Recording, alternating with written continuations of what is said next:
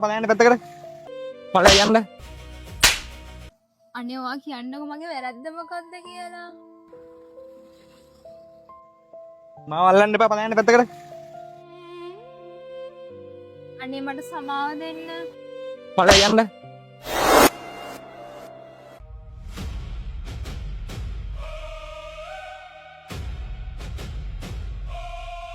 අයිනං ගොඩ මොක්කරි ප්‍රශ්නයක්ද මෙතන මොකුත් ප්‍රශ්නයක් නැහැ පලය යන්න මං උඹගෙන් නෙවෙයිනේ ඇහුවේ මං ඇහුවේ මෙයාගේ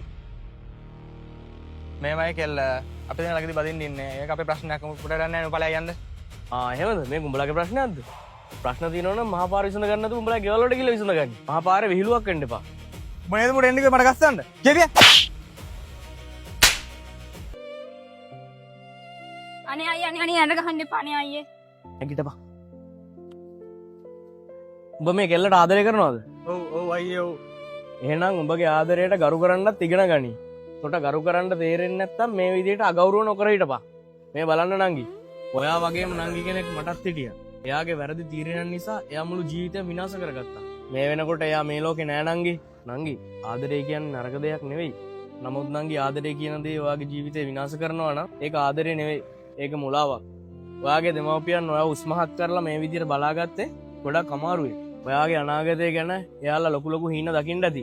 ඔය තරමටම තමන්ව දුර්වල කරගන්න එපා. කවුරුවත් ඔයාලට කරදර කරද්දී අයියෝ මලමිනියක් වගේ ඒ දේවල් ඉවසන්න. තමන්ට කියලා සෙල්ෆ් රෙස්පෙක්ට් එකක් තියෙන්න ඕන නංගි. මතක තියාගන්න නංගි සෙල්ෆ් රෙස්පෙක්ට්.